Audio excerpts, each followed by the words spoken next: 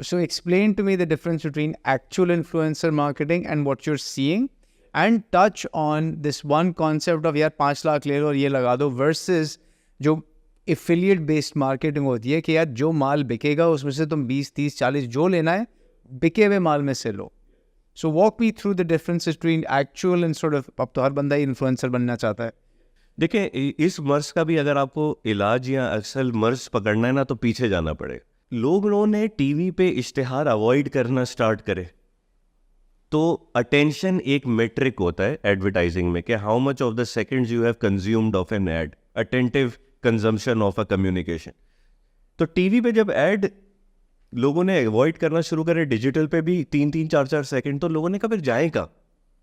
शारा फैसल पे बिलबोर्ड लगाते हैं तो 60 की रफ्तार में वो भी सिर्फ 3 सेकंड के लिए दिखता है.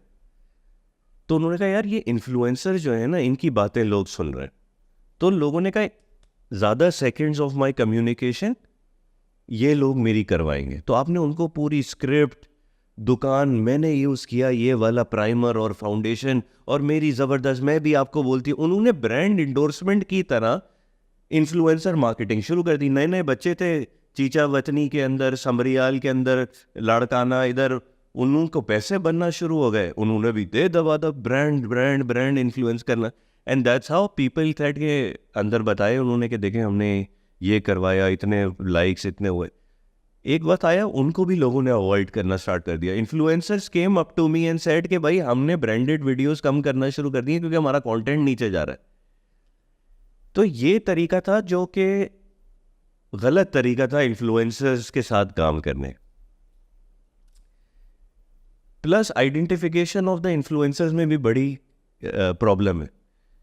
कंटेंट क्रिएटर्स एक अलग लीग है, इन्फ्लुएंसर्स एक अलग लीग है. Ducky Bhai can be categorized as content creator, but he does not have created any specialized niche of influence amongst his target audience.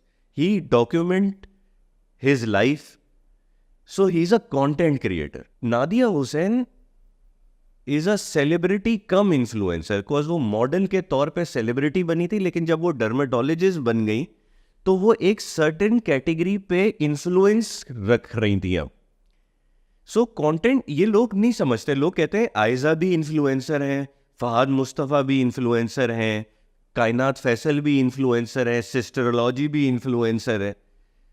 These are content creators, right? Content creators can have their influence, but they are not influencers. So it's a different way of understanding this field. So let me understand. Yes. ठीक है ना. Let's say Aiza Khan ने एक कुर्ता शलवार पहन के एक post लगाई और उसमें उसने जिक्र किया कि मैंने इस जगह से ये कुर्ता शलवार किया है, और उस कुर्ते शलवार के जो लेट्स से पेरेंट कंपनी है उसकी सेल बढ़ जाती है, so on and so forth. Has she not worked as an influencer even though she's a content creator creating content? She was just doing stuff with her kid or whatever, right? Versus if proper fashion influencer sitting in Sialkot जो बैठ के सिर्फ दिखाती है कि मैंने ये सस्ते कपड़े इधर इधर से लिए, इस तरह से मैंने ये पेयरिंग की, ये कुर्ता इस शलवार के साथ जाता है, और बाय द वे ये मैंने कुर्ता आज खाड़ी से लिया या जहाँ से भी लिया है, right?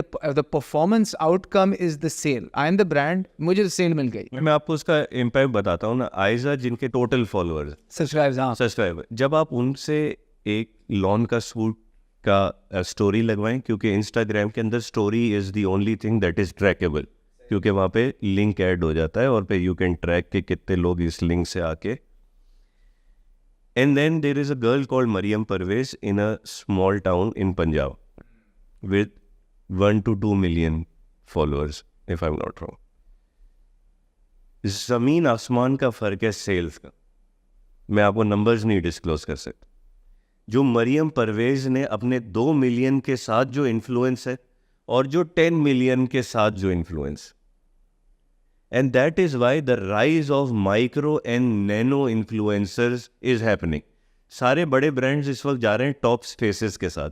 Where is what we have unlocked is के यार ये जो 20,000 वाला फॉलोअर है, ये जब 5 मिलियन से ज्यादा मेरा सामान बिकवा रहा है, कैसे बिकवा रहा है?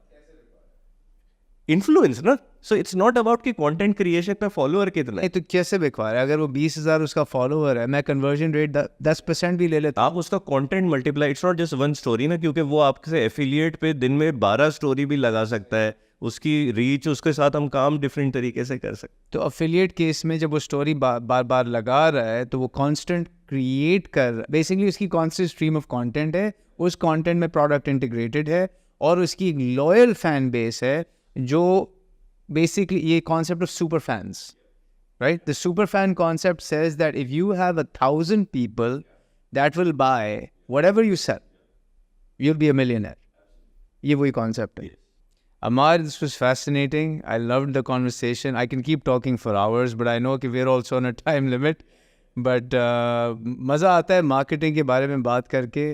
Thank you for staying, for being here today. And thank you all for tuning in to DigiTales and this podcast. I hope you learned something new today. Like, subscribe, comment, सारे कमेंट्स पढ़ता हूँ, जो feedback देते हैं कोशिश करता हूँ incorporate करूँ और मज़ीद मज़ेदार गेस्ट्स आएंगे. सो स्टे प्लग्ड इन.